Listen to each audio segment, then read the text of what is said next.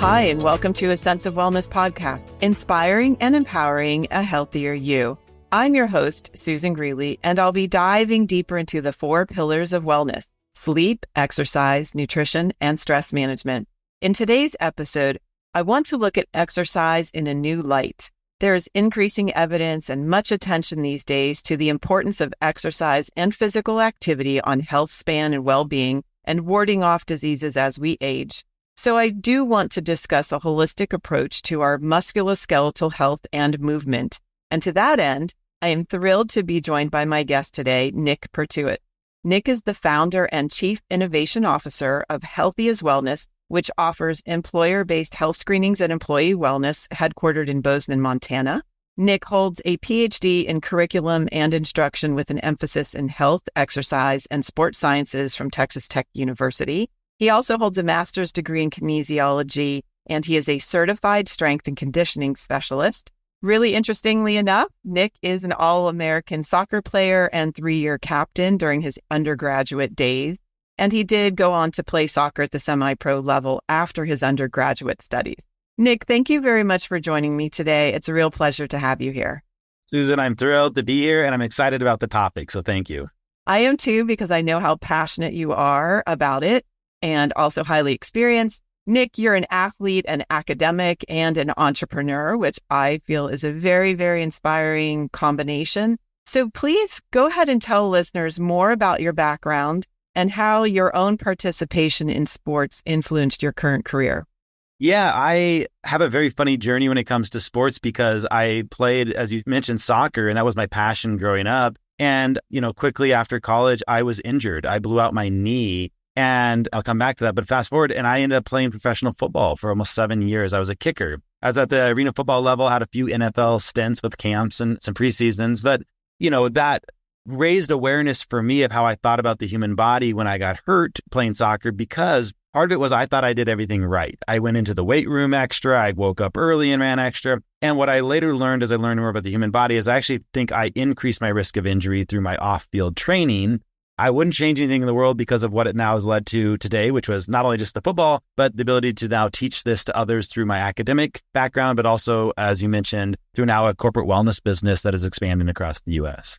Wow, that's incredible. And I apologize for leaving out your entire football career. No, impressive. I just jogged out on the field and, took a few jogged out, so not as impressive. And you mentioned this right at the beginning, when it comes to movement, we think about movement, health, and exercise science. But the reality is we all move. And when we lose the ability to move, we lose autonomy in this world. And it's a perfect vital sign for us to be talking about, because it's often missed. When we start talking about holistic health and wellness, we almost push movement to the side as it's a given of you should just move more. And I would, as we get into this, I would love to dive deeper of what are the metrics of movement we should be paying attention to that we can borrow from the sports world, but we should all be applying in our lives.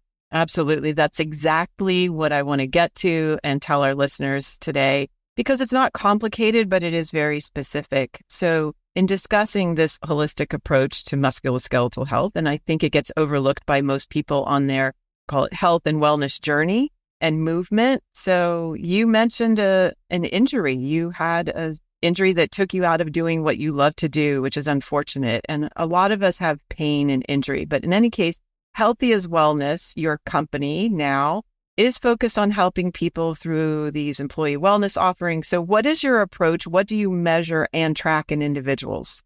Yeah, what we want to do is we want to empower people to be in control of their health. And so the way we use measurements, I want to say this out the gate, is not to define people. Yeah, you can use measurements like blood metrics or, body composition metrics, which we'd use to look at risk. But the better use of those is to say, what are you doing that's influencing these things? Is it working for you? Because, Susan, if you and I do the same nutrition pattern, for example, we might get different results. Same thing with physical activity. We take on the same workout. We might get different results. And so what we're really big on inside of Healthy is Wellness is bringing different measurements to the table: body composition, grip strength, blood, as well as some movement metrics that I'll go deeper into. And then what we try to do is go, here's your risks given those things, something we should all know.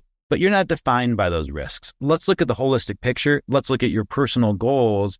And when it comes to one of the goals that a lot of us have, living as long as possible, but also living healthy as long as possible, health span as long as possible. When we look at the groups that do that the best, these blue zones in the world, the number one thing they do, the number one thing they all have in common is they move on a daily basis. And so what we often think about at Healthy Is, and I like to project onto others, is one is, do you know what's making a difference for you in your life? And are you tracking that? But then two is, what's going to stop you? What's going to get in your way? And so when it came to my injury, I think we were measuring the wrong things when it came to movement. And we can go deeper into that in a minute too. No, definitely. To specific injuries, and then there's non-specific issues.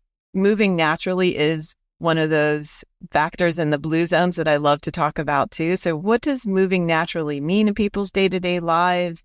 It's how we thrive. It is like an essential part of our being, but I don't know if you've experienced this yet. In most people's day-to-day lives, we all have some sort of non-specific aches and pains, honestly, right?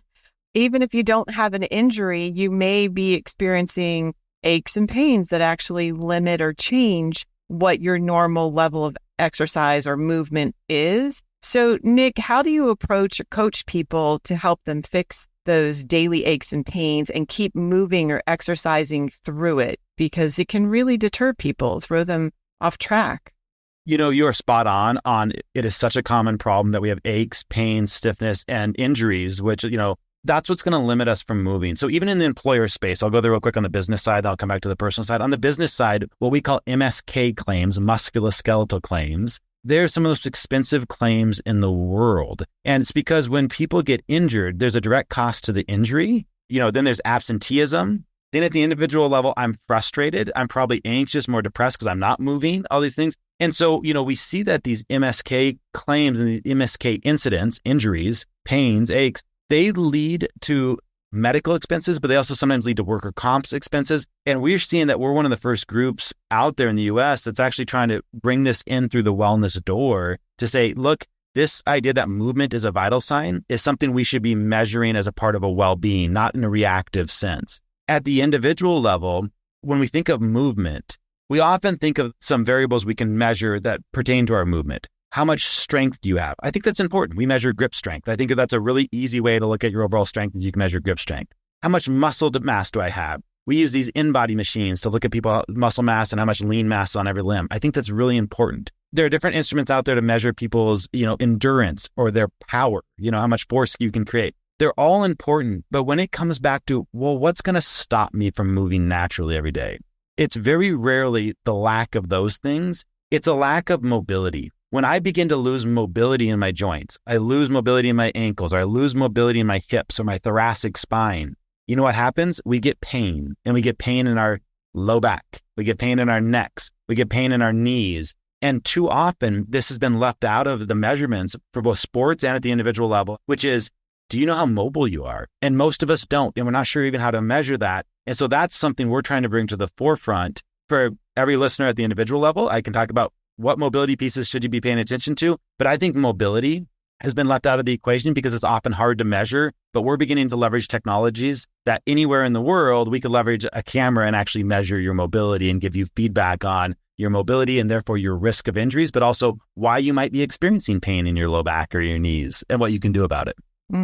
This is a completely new approach, and I think it's really exciting. So tell us a little more specifically about that, the measuring of mobility. And I know you and I had spoken in the past about mobility and stability, I believe in 60 seconds or 90 seconds. And I got so excited about that.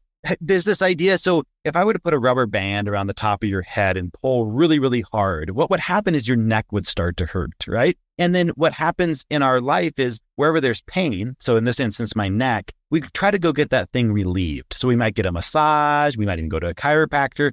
But the problem is it keeps coming back because the neck was never the problem. The neck was the thing experiencing the strain, and that's why pain manifested there.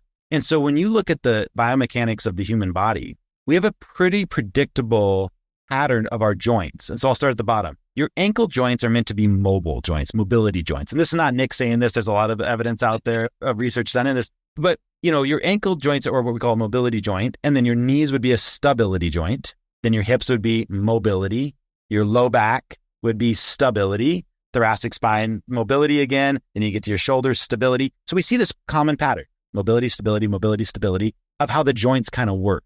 And what happens is when we lose mobility in one of those joints, I'll use hips because they're a mobility joint, right? You can even imagine they're a mobility joint. They're supposed to go 360 degrees there, right?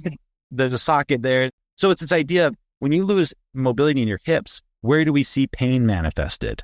Most commonly low back and then knees. And if you look at where are the most common sources of pain for us at the individual level, the most common costly injuries of MSK through employers, it's low back. And it's because we spend so much time sitting. We begin to lose mobility in those hips. We don't even know how to measure mobility in the first place. The pain gets manifested in the back. And then we spend all this money and time and effort on relieving pain in our back. Everything, again, from massage to chiropractic to sometimes even surgery. Mm-hmm. It doesn't go away. And that's why the pain thing has gotten worse or the injuries have gotten worse. And so one of our missions and one of my personal missions is to bring that awareness back to people and go, you can actually begin to relieve the pain on your lower back, just like you could relieve the pain on your neck by removing the rubber band that's pulling on it, by beginning to get more mobile in the hips. And so we measure mobility and then we help with now what programs to be able to say, here's what you can actually do about it.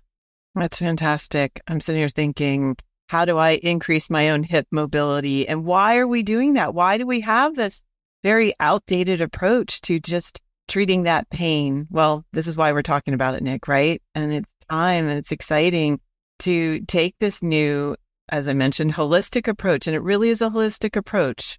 And it's simpler than running off to all the different specialists to try and figure out what the cause of the pain is. I had a nice conversation with my son about it this morning, who's in the same field as you. I hope can, have more conversations with you about this. And it's eye-opening to a lot of people listening. So where do we start with that? Getting more stable and mobile in the different. Yeah, let's do 30 seconds on the context of probably why it is the way it is. It's because, and this is not me talking poorly about the traditional medical system, but it's reactive care, right? We wait for an incident to happen and then we respond to that incident. So, you get injured or you get sick, you then go do something about the care of that thing. So when it comes to movement, one of the things that we've seen in the employer space is there are a lot of groups that try to help with that reactive care. An injury occurs or the pain's gotten bad enough that you can help try to reduce the cost of dealing with that injury by getting some maybe virtual physical therapy or, trying to help the person do anything they can besides surgery to help reduce it.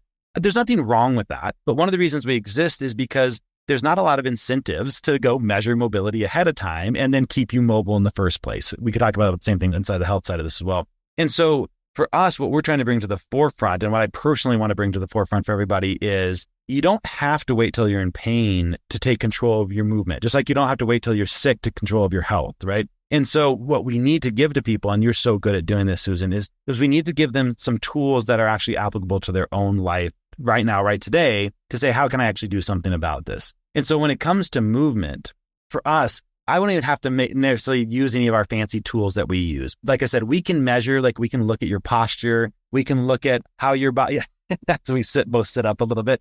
But let's just go to generally what do most people have? Most people have what we call an anterior pelvic tilt. Their pelvis is tilted kind of forward. And why is it doing that? Well, a lot of it's because we sit for a lot of our lives.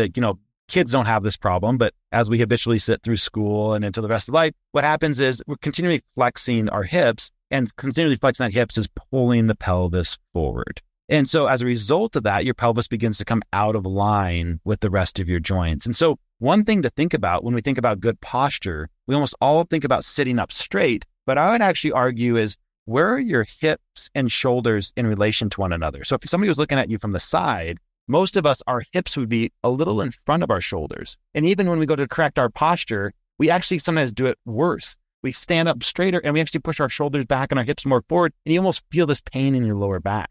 And so what I would encourage people to feel, and they can do this from standing up or sitting down, is try to tuck your hips back underneath your shoulders. And what you'll probably experience as you do that is an immediate relief of the strain on your lower back.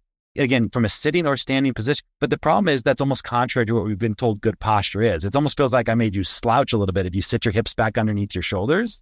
Because once you sit your hips underneath your shoulders, again, somebody looking from the side would see that they're in line. You almost feel like you're slouching a little bit, but pay attention to when you go to breathe. As you breathe in, you could probably do a fuller breath. You can actually use your abdomen to actually open up. And too often when we're standing too tall and we're tensing through our core, we're actually making the space for us to do our full breaths smaller as well. So one immediate thing every listener could do independent of going get their mobility assessed by a group like us, and again, I can tell you who we're using and how we do that, is you could just start to pay attention to, oh yeah, my hips do stick out in front of my shoulders a little bit. Let me drop them back underneath me. Once you get those two aligned when you're standing up, what about your knees and your ankles? Are they kind of in a straight line from the side? Or do you find yourself that they're frontward or backward? And already what we're beginning to do is raise awareness of how it feels when we're in different positions and when we move. Well, awareness is always the first step. So I love hearing that. It is. And I think most of us are completely unaware of how we stand in our posture throughout the day, except when we're sitting here talking and bringing that awareness to it. It's hilarious. We both sat up a little straighter, but then talking me through that short exercise just now, Nick, made me realize and look down at the placement of my hips and my back and the breathing. And these are such simple tools. As you said, I love to give people the tools to make improvements on a daily basis. And you actually went ahead and answered my next question, which are there forms of movement for everyone? Because exercise is very individual. But if we could keep going along these lines, what are other movements that you teach or coaches teach to practice on a daily basis? Well, to your point of awareness being the first step, this is where tools come into play. So like, for example, one of the tools we're exploring using and have a great relationship with, there's a group called CareSpace, and they got their creation from monitoring or analyzing people's mobility of their joints through the physical therapy network, through virtual physical therapy. We're trying to bring them to the forefront of this idea of you could leverage any camera, so often on your phone, on your computer at home, where we could actually analyze your posture real quick. And we could actually look at you, no matter where you're at in the world, look at your posture and go, oh yeah, here's what we're noticing. And so that's the good use of technology and tools. When technology and tools raise our awareness and show us where we might have risks, I love the use of them. I don't love the use of them when we think we're defined by them. Nobody is defined by their A1C or their cholesterol or their weight, or I'd say even your current movement patterns. That doesn't define you. What it should do is raise awareness of a little bit of where you're at. And then to your question that you just ended on there is, well, then what can I do about it? And what you can do about it is I would challenge most of us to say, when I think of going move more, this idea that like, we know we feel better when we move more. There's even scientific studies that say movement is a better intervention for depression and anxiety than SSRIs are when they have none of the bad effects, right? Which is great. When we go to do that, we probably all have biases of things we like to go do. You might like to go run or bike or lift weights or swim. And I love it. No matter what it is that you like to do, I love that you're doing it. I would challenge us to say, what are you not doing? And so if you work on endurance a lot, do you ever work on strength training? If you work on strength training a lot, do you ever work on your flexibility and your mobility? And it's that idea of if there's nothing else, and maybe we can even point to some resources after this. If there's nothing else, pay attention to what you're not doing. Because now let's take this from a holistic approach. If you focus a lot on your nutrition and diet, and you pay attention to how your body responds to that, but you do nothing for one of the things you talked about, your sleep-wake cycle or stress, what's the biggest bang for the buck? Well, it's probably not doing one more thing in nutrition. It's probably saying, what can I do now? Just one thing to have a better sleep-wake cycle or better stress management. I would say within each of those columns and pillars that you described, let's do the same thing. So if I'm paying attention to certain parts of my movement, my strength, let's try to then look up what else could I do for my mobility. I would say that's at the base of all of us. I think we all neglect mobility. It would be the biggest thing. And then if you're pretty well balanced there, then you can start to say, okay, now I'm probably going to be able to make strides. And I will tell you, since I started working on my mobility, paying attention to my ankle mobility, actually doing stretches, with those things, paying attention to my hip mobility and my thoracic spine mobility, what I began to realize was the things I enjoyed, strength training, doing power type stuff, they went up because I was injured less often and I felt better. And as a result, I was actually able to make strides inside of those things as well. It's funny. I was going to ask you about some of your own ways that you work on this and prevent injury. But so this is all back to that holistic view of our health and preventing injury, which the trickle down is fewer claims, MSK claims to insurance. So it's a net positive. I want to just comment more than ask you a question about the 4 pillars that I always talk about. And I completely agree. And I don't want it to be overlooked in this. I take the exact same approach towards diet as you just said, towards people's exercise and movement and strength training, all that. What are you not doing? Instead of thinking, oh, I need to cut that out. I need to cut that out of my diet. It's the opposite, Nick, right? And so it's great to talk about this and say, what are you not getting? You need to focus on adding more of the good stuff, whatever the good stuff is for the individual. And for one person, it may be more protein. For another person, it may be very specific omega-3 fats, so it is very individual. But in general, I find that we tend to focus on the wrong thing meaning what to remove, reduce, not do instead of what we need to do. You're so right. Yeah. Even how I fell into this corporate wellness world was working with this great local business leader who a lot of his workforce was fresh out of prison, and he would put them to work in changing oils to help them get back into and I loved everything about this mission. Well, had I walked into that group and on the nutrition side said, hey guys, what you need to do is spending a lot more money on organic, locally grown food, they wouldn't have listened to the thing I said. That's not the lever they could pull. And that's how we like to talk about it in art. Like, what are the levers in your control that you can pull? And for them, it wasn't so much what they could eat, but as much as when they could eat. So let's pull that lever. Did they ever pay attention to when their last calorie came to their first calorie, right? This idea of time restricted feeding and this idea that fasting is when our body heals itself. Well, when you focus on the different levers that people can pull, what's most in their control, I start to build confidence and self-efficacy that I can do more. And I would argue that's one of the most important things we can do for others' well-being as well as our own is not how do I do everything perfect at once, but what's most within your control. And naturally, what's going to build is momentum to that. So once I pulled the lever, let's use nutrition still, of paying attention to just when I eat, now I might pull the lever of, okay, well, what about what I eat for that first meal of the day? Like, that's most within my control because in the evenings, it's not as much within my control. I would say this exact same thing is true within the movement side of this too, which is instead of focusing on like what you're not doing, or right, or what, like I'm so bad. Yeah. What's most within your control. That's why, though I believe mobility is one of the most important things we should be measuring. If you're still a little lost and I'm not sure what to do for mobility, great. Can we just go back to what is most within your control? Well, is it just going from a little less sedentary to moving a little more? That's amazing. Maybe from walking, you go to rucking, you put some weight on your back. And like, that's the next big step. I just think when you look at stuff incrementally, that's how real growth and change happens. And it's not just something that's sudden and then goes away. That's how we make a lasting change. Exactly. And I know you studied this. You have a PhD in this area. For listeners, like listen to Nick. You can listen to me too. But anyway, that's how we empower people. And that is also the goal here. Those small, consistent changes are what makes a difference. And sometimes people just don't know which of those changes are within their power. So pointing it out, I think sometimes assessing and pointing it out, becoming aware, it's all part of that process of individually learning and growing, and also back to empowering. And I hope listeners get that from this and every episode. It is never too late to make these changes. And particularly in the area of our personal, exercise, movement, mobility, stability, correct me if I'm wrong, but at any age, we can improve it. And I honestly want everybody to understand that even if you're in pain today, guess what? It can get better. Absolutely. It's at any age for any bit of this, right? One of my pet peeves of some of the literature, especially in the side of the exercise and movement world is, you naturally begin to lose X% of muscle per year after the age. That's not because you have to, right? In fact, I think we could all in our mind think of like some 75-year-old bodybuilder that's still ripped, and it's because we still have the ability to build these muscle throughout our entire lifetime. Well, it's true of every health aspect you just said. I always thought that was really fascinating of like, they'd show like people who have smoked for most of their life and what happens to their lungs. And then they show what happens afterwards when they stop smoking. And you know what? The body heals itself. In fact, one of the things I learned that I wish would be discussed more is your body naturally wants to heal itself. When it experiences a stressor, its response is to come back the same or stronger than it was before. It's called hormesis. We all know this, right? If you get a cut on your hand, you know what you have to do to make it heal?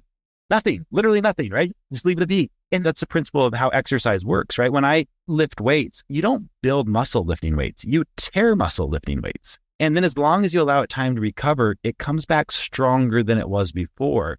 I would say one of the things we can all focus on in our lives is saying, are we allowing our bodies to recover? If we're always stressed out, if we're always eating ultra-processed foods, which is inflaming our bodies, one of the best steps you can take is not to change everything, but rather give your body some rest. In the sports world, I did all the time. One of the main things I did when I worked with strength and conditioning coaches was not told them how they can get somebody to jump 1 inch higher. I simply showed them that by not giving a rest to athletes who we just killed them on the field, now we go kill them in the weight room, and then we wake them up the next morning to kill them again. The problem is they're overtrained. And I would say a lot of us are overstressed. And so finding ways to create space in your life just for your body to heal itself, just like putting the Band-Aid on your hand and leaving it alone is what's going to allow it to heal it. What can we do to open up space in our lives is one of the best ways to take up the first step towards our health journey. Thank you for saying that. And it's so important. And I will never neglect sleep in any discussion if I don't have to. So that's our daily recovery. And it really is undervalued still by many, many people. And, more people struggle with sleep now than ever, I believe. And yet there's still this attitude that we still have to keep pushing it and respect the body's need for rest and recovery. It's absolutely our superpower. I say that every time I talk about sleep, it is a superpower. So that's one important. But what else do you tell people to do on a daily basis? I mean, there are these other modalities now with the cold plunge and the sauna and various things. Do people really need to do that to help their bodies rest and recuperate? I always focus on nutrition and sleep, but I want to hear from you. So just to make one more comment on the sleep thing, the thing I tell my kids, they're 5 and 7 right now, when they go to sleep, I always say to them, hey, this is when your body and your mind and your spirit all recover and restore themselves. They're going to grow tonight. So let's get some rest. So, because I completely agree. And in fact, if you want to just even take that down to the physiological mechanisms of the human body, when is growth hormone released the most? Well, growth hormone, it's not specific to just muscles. Growth hormones helps all of our tissues repair. It's released most during sleep. And so it's this idea of we are cyclical animals. And as a result of that, rest is when we make our most growth. So we don't want to step too much into just pure comfort where we never stress ourselves. Like 100% rest, you do nothing. That's not good for us. But here's the far end of the other extreme, which is I continually stress myself out, whether that's exercise stress or that is stress of just daily life. Like, right, it's like I'm always listening to heavy metal. Like maybe take a break and listen to like classical music for a second. And so when I think of the question you just asked about, exercise, it's no different for me or these other things. It's this idea of what am I doing to produce some sort of rhythm in my life? And so does everybody need to do sauna? No. But the short answer is, do we all need to maybe sweat once in a while? Yes, right? Because sweating is really good for us and it releases these things called heat shock proteins. What I find is sometimes in my life, it's easier to get sweating in by going for a run or lifting or exercising. And sometimes it's easier to go to a sauna. And that fits into my current life. Some people, they're sweating as a part of their job. Some people would never sweat as part of their job. And so it's like, what are you doing to purposely create some sort of rhythm where you do this? Same thing with a cold plunge. I love it because it activates the body, wakes you up quite a bit. Do you need to do that? I would argue no. In fact, pick off your shoes and walk in the grass sometime and you're probably going to get even better results. And it's the same sort of stressor. It's this idea of you're finding rhythm to do something that you're not normally doing. When it comes to physical activity and exercise, I would say the same. And say you might think the same in nutrition, right? Which is, what can I do to add more of the good and take more of the bad away? I think that's applied across every domain that you've talked about. Mm-hmm, mm-hmm. Thank you for saying all of that. That is really helpful. That was extremely helpful for me, which I know in turn is helpful for listeners. Beautiful. So, okay, there's so many areas of this that I want to keep talking about, but I want to be cognizant of your time. So, Nich, I would actually like to tie this all together in one beautiful package for people. So for individuals at home on a daily basis, what do you think are the most important things to do as far as their movement on a daily basis? Yeah, I thank you for that question because what I'm about to say is not going to be difficult to do. What I'm going to acknowledge is the fact that we're busy. And I'm guessing one of the biggest barriers to us making changes in our health is not our lack of motivation. And so you mentioned that that's my background. I studied curriculum instructions and planning, but my dissertation and my research has been consistently in human motivation. And it is not a lack of motivation as to why we're not doing these things. It's the barriers in front of us. Most of us don't have enough time. We don't have the money to make changes. It's not convenient. And so what I continually think about is if convenience is the number one barrier to us making a change, then how do we make things more convenient or fit things conveniently into your life and then make some headway? So let's go to the movement piece. Our hips are probably tight. The anterior chain of our hips, our hip flexors, they're probably tight. And when they're tight, the iliopsoas, these muscles that go up, they're just going to shorten and they're going to pull on your pelvis and they're going to pull on your lumbar spine, your lower back. And as a result of that, you're going to get this anterior pelvic tilt and you're going to get this low back pain and it's going to affect all of us.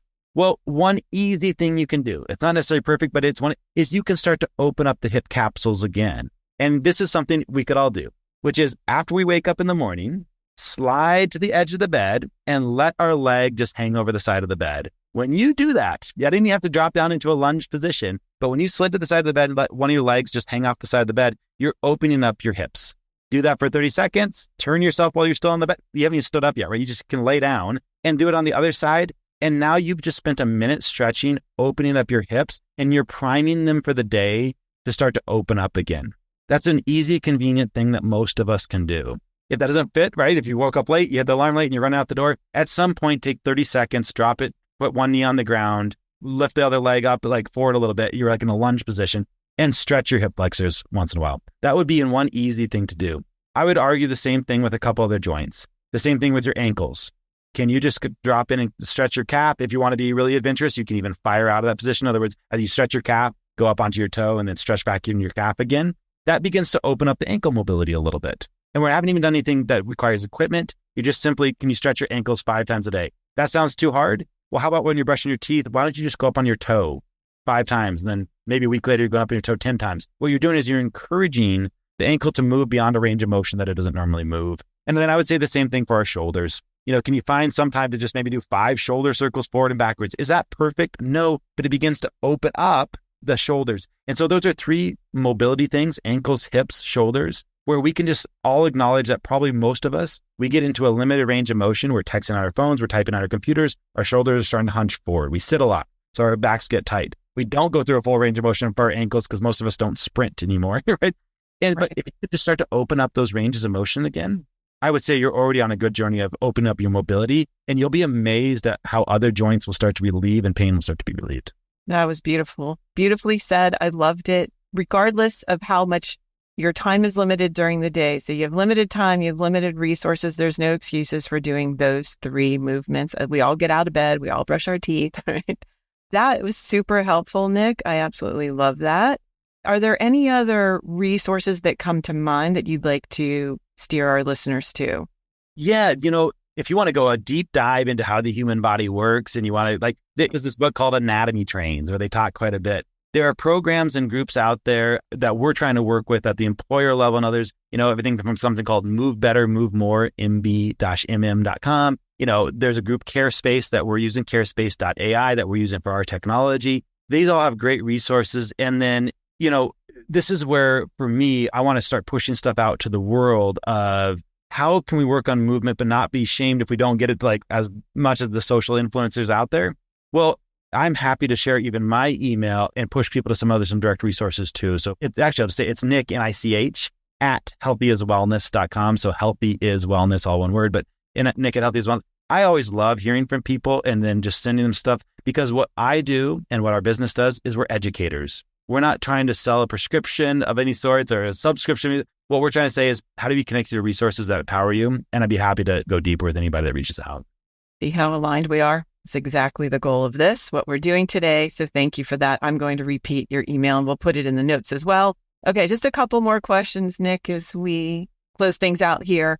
Well, you don't have to do this quickly, but so what habits have helped you stay healthy and energized as an athlete and a parent and a busy entrepreneur? Oh, thanks for asking. For me, that's a male. One of the things I started paying attention, I kind of alluded to it earlier. I started paying attention to when my last calorie of the day came in and my first calorie of the day, because I'm not always in control of my schedule, how busy it is. And so I get a habit that I wait at least 12 hours. So whenever I finish my calories, say it's 8 p.m. or 9 p.m. or 10 p.m., it doesn't matter. I'm waiting 12 hours before I start calories the next day. I do that, I would say 5 out of 7 days of the week. I make sure I pay attention to at least that. When I pay attention to at least that, what I've done is I've allowed my body to start to repair itself. Remember, as soon as I put food in, it's about like exercising. I'm beginning to break things down. It's a stressful state. Then the next thing I pay a lot of attention to is what's the first thing for nutrition that I eat. And so I really stick to whole foods. I take all sugars, ultra processed foods out of that first meal of the day, because even if you're not in complete control of like what happens later, somebody's birthday at work and you want to be the only one not eating the piece of cake, a lot of us have control at least over that first meal of the day. And so for me, those two have made a big, big difference for me. And then I will tell you, as an athlete, I didn't focus enough on sleep. And so the other thing that I do is I never worked with an athlete when I was like, hey, what are you doing to get ready for the game? Who said, I don't know, I'm just winging it. I hope it goes well, right? Like we would never say that. I think what they all do is they warm up. We do some little things intentionally to get our body and our mind in the right state to have the best game possible. I think we should all treat sleep the same way. What are you doing to prepare for a good night's sleep? And it doesn't have to be that difficult, right? I take a hot shower 45 minutes or so before I'm going to get in bed. Why? Because when you heat your body up, it naturally wants to cool itself back down. And then what I do is I don't have screens late at night, right? Two easy things, but make the room as dark as possible. I'm preparing. Maybe I'm not in complete control of every part of my sleep. I'm at least doing the same warm up, right? Like I would for a game. I'm doing the same thing for sleep. I love every bit of that. I do the exact same things, believe it or not, everything you said. So if people ask me, it's exactly the same. The 12-hour daily fast.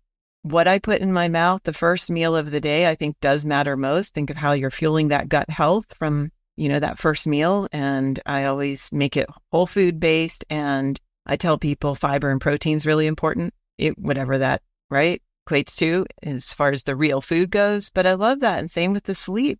So it's so helpful to me to hear that others are out there saying the exact same consistent messages. Nick, you just made my day completely. But this whole conversation has been so helpful for listeners. I know are going to have a lot of takeaways from this. So thank you. You have so much knowledge.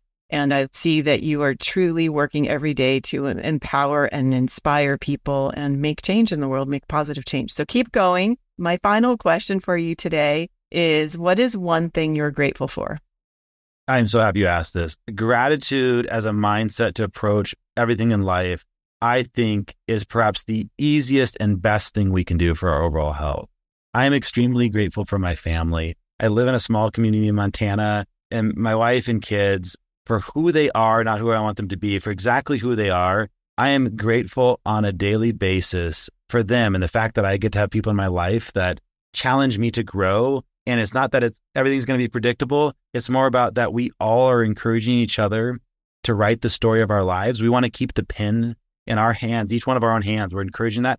And I would say actually at a bigger thing, that's what I think you and I are both trying to accomplish for everybody. I don't want anybody to have health strip the pen away from their hands. And so I'm grateful that we're getting to write the story of our lives and I have people around me like that. And I'm also grateful for this opportunity to speak with you today. So thank you. Thank you too. That was so beautiful. And I'm eternally grateful for this opportunity as well, for each conversation that I have that is spreading the word and sharing your wealth of knowledge and, again, inspiration. So thank you for being with me today, Nick. We definitely will have to continue this conversation. And once again, just tell listeners again that email address for you. It is NICH@healthyiswellness.com. And thank you. Yeah, I look forward. I'd love to continue the conversation. Thank you, Susan. Thank you. Thank you for taking time to join me and listen to this episode. You can find more information and subscribe to the Sense of Wellness podcast on our website at ccphp.net/sends. This show is brought to you by Castle Connolly Private Health Partners, a concierge medicine organization that partners with and supports exceptional physicians to deliver an unrivaled experience of comprehensive, collaborative, and attentive care for a preventative approach on health and optimal well-being for members. Be sure to listen in next time to the Sense of Wellness podcast, and remember, simple daily habits matter most.